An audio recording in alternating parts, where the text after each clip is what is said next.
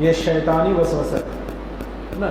ہاں ٹھیک ہے, نماز نہیں چھوٹنی چاہیے ایک ٹائم کی, لیکن اگر فجر نہیں پڑھ سکے تو اس کا یہ مطلب نہیں کہ ظہر بھی نہیں پڑھے, ہے نا. اگر عصر نہیں پڑھے تو اس کا یہ مطلب نہیں کہ مغرب بھی نہیں پڑھے, سمجھے.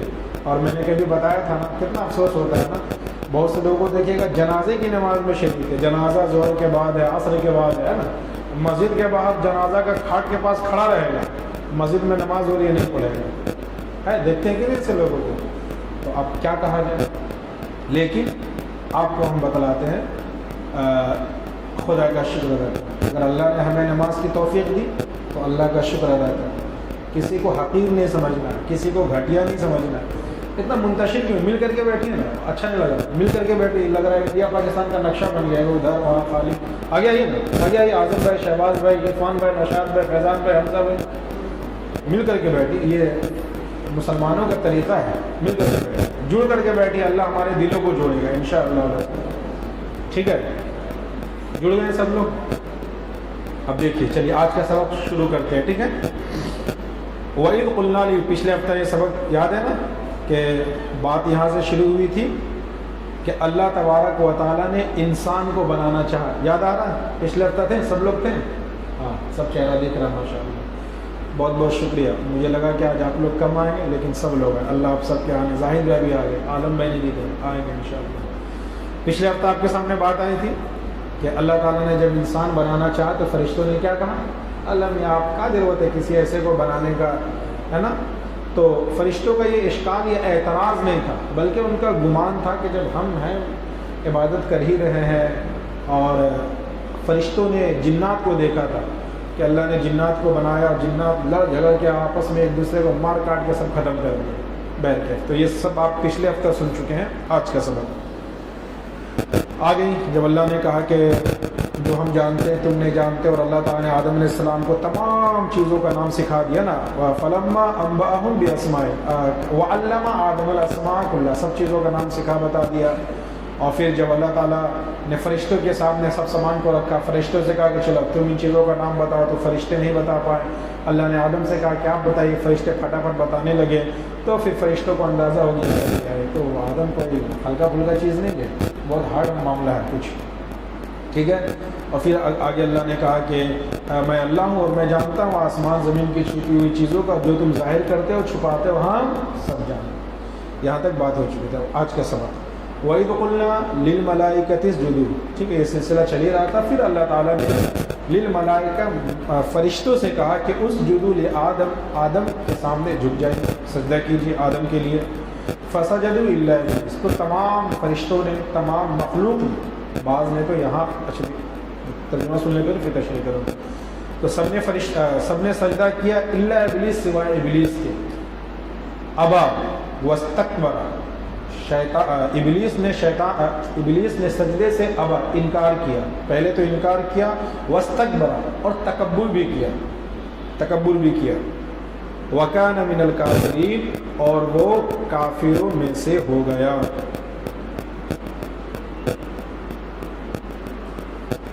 ٹھیک ہے.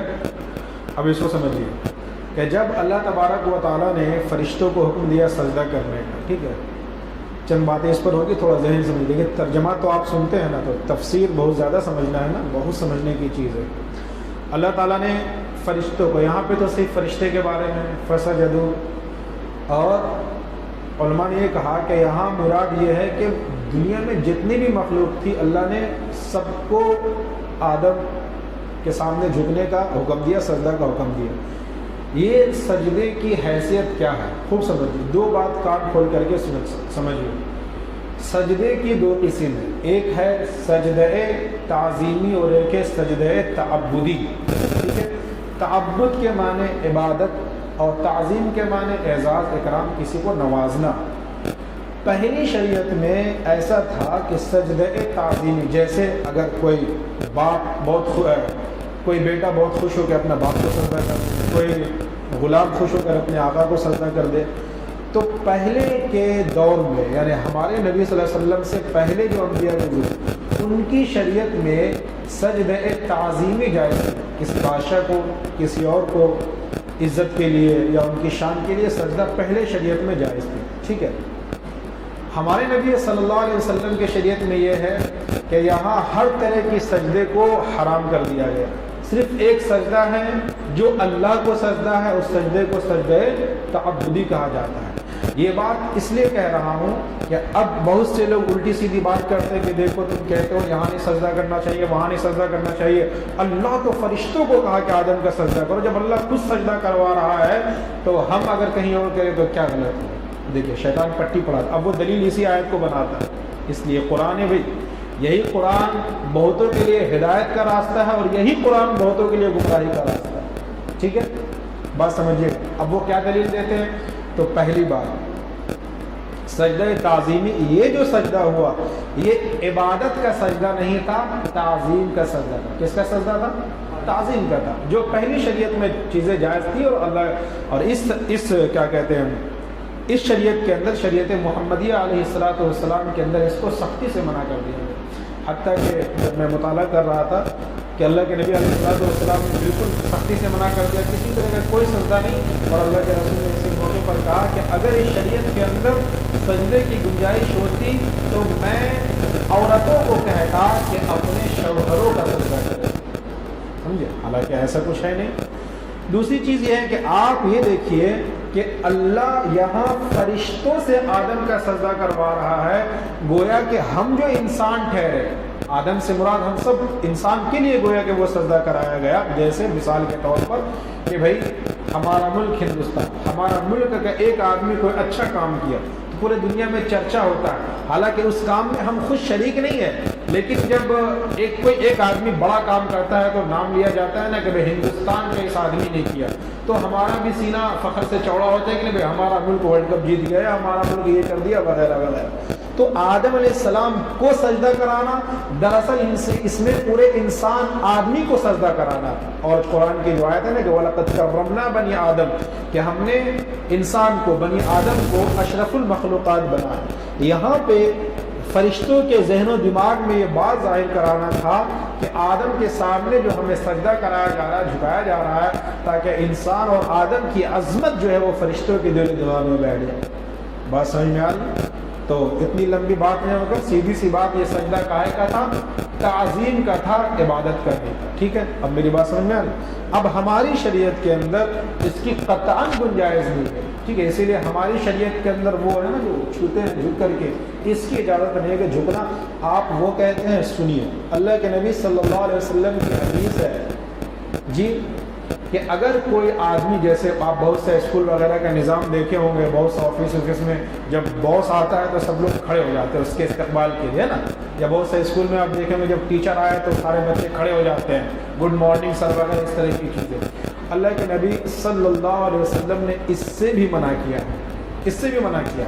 حتیٰ کہ جب آپ صلی اللہ علیہ وسلم کہیں مجلس میں آتے اور لوگ صحابہ جب آپ کو دیکھ کر کھڑے ہو جاتے تو آپ منع کرتے تھے، آپ منع کرتے ہے نا. ہاں کوئی سڈنلی اچانک کھڑا ہو جائے، محبتاً، ارادتاً، کرامتاً، سلام مصافحہ ایک الگ چیز ہے، لیکن اس کو عادت بنا لینا اور پھر جس کے لیے کھڑا ہوا جا رہا، جیسے میں محمد غفار، میں یہاں بیٹھا ہوں اور میں آؤں، سمجھانے کے لیے کہہ رہا ہوں، میں آؤں کرسی پر بیٹھوں اور میرے آنے پہ آپ سب کھڑے نہیں ہوئے اور اب میرے دل میں لگا یار یہ کیا بات ہوئی، میں آ کر کے بیٹھا، آپ لوگ کھڑے نہیں ہوئے، اگر یہ خیال میرے دل کے اندر ہے، یہ تو پھر اور سخت گناہ کی بات سمجھ میں آ رہی ہے. ٹھیک ہے، آگے بڑھے. تو فرشتوں نے ابلیس نے، ہاں تو کیا سب نے سجدہ کیا سوائے ابلیس. اب دیکھیے ابلیس ابا، انکار کیا، واستکبر، اور تکبر سے کام لیا. اب یہاں اب یہ آیت، اب دوسری جگہ دیکھیے، قال ما منعک، دوسری جگہ نا. اب سجدہ سے ابلیس نے کیوں انکار کیا؟ یہاں پہ شارٹ ہے، انشاءاللہ آگے اور تفصیل کے ساتھ، جیسے بھی سورہ اعراف میں آپ کے سامنے یہاں پہ لکھا ہوا ہے کہ بھائی لم یکن، جیسے ابلیس سجدہ نہیں کیا تو اللہ نے کہا ما منعک اللہ تسجد اذ امرتک، بھائی میرے حکم سے تجھے کس چیز نے روکا؟ اللہ کیا کہ جب میں نے تمہیں سجدہ کا حکم دیا نا تو ما منعک، تمہیں کس چیز نے روکا کہ تم میری بات مانو؟ اب دیکھیں، اب شیطان اللہ سے بحث کر رہا. کیا بحث کر رہا؟ قال انا خیر منہ، کیا کہہ رہا؟ ادھر دیکھیں، پھر آپ لوگ بات چیت کیجیے گا تو پھر مزہ نہیں آئے گا، پھر مت آئے گی یہ درس قرآن میں، گھر میں ہی رہی. یہ درس قرآن ہے، جمعہ کا بیان نہیں ہے. ٹھیک ہے، سنیے اچھا سے. شیطان نے کیا کہا؟ اللہ نے جب پوچھا کہ بھائی میں نے جب سجدے کا حکم دیا تو کیوں نہیں کیا، تو شیطان نے کہا قال انا خیر منہ، میں اس سے بہتر ہوں. کیوں کہتا تو خلقتنی من نار وخلقتہ من طین، اللہ سے بحث کر رہا کیا آپ نے مجھے آگ سے پیدا کیا اور آدم کو مٹی سے پیدا کیا. اور ایک جگہ اور ہے، یہاں پہ وہ چیز نہیں ہے قال فاہبط، یہاں پر ایک جگہ اور ہے کہ شیطان نے کہا کہ آگ کی کوالٹی ہے کہ آگ اوپر کو اٹھتی ہے اور مٹی کی کوالٹی ہے کہ مٹی نیچے کو جاتی. اور بھی اس طرح سے بڑی کتابوں میں اور باتیں لکھی ہوئی ہیں، لیکن آج کے سمجھنے کے لیے صرف اتنی بات یہاں پر ہے کہ شیطان نے تکبر سے کام لیا. یہاں پہ ہم سب کے سمجھنے کی ایک چیز ہے کہ دیکھیے شیطان کو یہاں پہ یہ دھیان دینا چاہیے تھا کہ بھائی حکم کس کا ہے، بولنے والا کون ہے. بھائی ہم مٹی آگ سے بعد میں پیدا کیے گئے، ہمارا پیدا کرنے والا بھی تو اللہ ہی ہے، ہمارا خالق بھی تو اللہ ہی ہے، ہمارا مالک بھی تو اللہ ہی ہے. اگر ہمارے اللہ نے کہا سجدہ کرو تو کرو، وہاں دماغ لگانے کی ضرورت ہی نہیں ہے. تو یہاں پہ علماء نے لکھا انسان کو چاہیے کہ کبھی بھی اپنے آپ کو کسی سے بڑا نہ، ہمیشہ اپنے آپ کو دوسروں سے چھوٹا اور نیچا ہی سمجھے. یہ ہوتا ہے بہت سمجھنے کی چیز ہے. یہ عجب جو ہے نا، تکبر ہے نا، بہت خاموشی کے ساتھ انسان کے دل میں سرایت کر جاتا ہے. اور ہر چیز کا تکبر ہوتا ہے، اسی طرح علم کا بھی تکبر ہوتا ہے اور عبادت کا بھی تکبر ہوتا ہے. کوئی انسان فجر کی نماز پڑھ کے وہ یہ سوچ رہا ہے کہ بیٹا ہم تو نماز پڑھ لیے، کوئی نماز نہیں پڑھا. جی ایک بڑے عالم دین کہتے ہیں یہ علم، تقوی اور عبادت کا تکبر تو اور تکبر سے زیادہ ہارڈ ہے. میری بات سمجھ رہے؟ اسی لیے میرے پیارے بات جب کھلی ہے تو سمجھتے جائیے.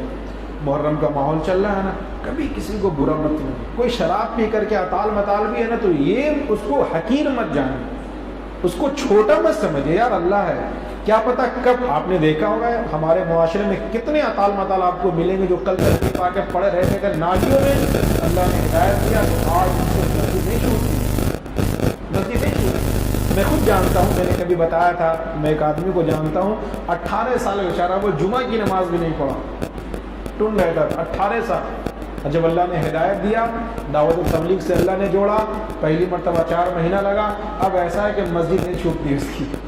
اور ایسا تواضع آیا، ایسی عاجزی آئی کہ ہم لوگ کو باتھ روم صاف کرنا یہاں کیا سوپر بولتے ہیں، مہتر کیا بولتے ہیں اس کو، باتھ روم صاف کرتا ہے، بولیے کیا بولتے ہیں، سوپر بولتے ہیں. کلکتہ بھنگی بولتے ہیں، بہت جگہ مہتر بولتے ہیں. یہ کام کتنا مطلب کتنا خراب لگتا ہے نا. اللہ کے رسول نے خود بھی یہ کام کیا. وہ آدمی بیچارہ خاموشی ہے، تہجد میں اٹھتا ہے، پورا مسجد کا باتھ روم اکیلے صاف کر دیتا ہے. ٹھیک ہے، تو کبھی کسی کو اللہ کے واسطے ایک برائی سے اللہ ہمیں بچایا ہے، اللہ کا بہت شکریہ ادا کیے، بہت شکریہ ادا. روئیے، اس پر بھی روئیے کہ اللہ آپ کا فضل ہے، خوشی کا آنسو روئیے کہ اللہ آپ نے ہمیں بچا لیا. ورنہ اگر اس گناہ سے آپ ہی ہمیں بچانے والے، آپ نہیں بچاتے تو ہم ہوتے، میری بیوی بچہ سب اسی گندگی میں لگے ہوتے. اور ہے نا ابھی معاملہ کیا ہے کہ امت کا ایک بڑا طبقہ ہے جو گناہ کو ثواب سمجھ کے کر رہا ہے. یہ پیک کا باندھنا کیا ہے، کتنا بڑا گناہ ہے، لوگ ثواب سمجھ کے ادھر ادھر دیکھتے کہے کہ آپ میری طرف دیکھیے. تعزیہ کا اٹھانا کتنا بڑا گناہ ہے، لوگ ثواب سمجھ کے کر رہے ہیں. بہت علاقوں میں یہ ہوتا ہے کہ بچہ لوگ کو تعزیہ کے نیچے لٹا دیا جاتا ہے تو اوپر برکت دیا جاتا ہے وغیرہ وغیرہ. سخت گناہ کی چیز ہے، لیکن شیطان نے کیسا لنگی مارا ہم کو کہ ہم اس کو ثواب سمجھ کر کے کریں. بتائیے آج پتا چلا ہے جو لاٹھی ڈنڈا تلوار وار سے سب کھیلتا ہے، بیٹا اس کو بھی نہیں آج فاتحہ کرا رہا ہے. آج سننے میں آیا کوئی کہہ رہا تھا کہ مطلب بیوقوفی نہیں ہے. شادی بیاہ میں خود میرے ساتھ کہ سمجھیے، دیکھیے سمجھنے کی چیز ہے اور اللہ کا شکر ادا کیجیے. شادی میں ایک بڑا رسم ہوتا ہے، ارے ڈالا جو آتا ہے لڑکے کی طرف سے لڑکی کی طرف سے ڈالا آتا ہے نا، میں صحیح تو کہہ رہا ہوں، ڈالا آتا ہے نا. ڈالا میں لڑکے کی طرف سے بھی آتا ہے لڑکی. تو ڈالا میں کیا ہوتا ہے، کپڑا لتا، جوتا چپل، چڈی بنیان، یہی سب ہوتا ہے. اب عقل کتنی ماری گئی ہے ہماری، اب وہ ڈالا میں یہی سب رہتا ہے، اڈی چڈی بنیان سب رہتا ہے. اب مولوی صاحب کو زبردستی بلائے گا، ڈالا فاتحہ کراتا ہے کہ نہیں کراتا ہے. میں غلط تو نہیں کہہ رہا ہوں، کہاں عقل ماری گئی یار، مطلب کامن سینس بھی کچھ ہے کہ نہیں ہمارا.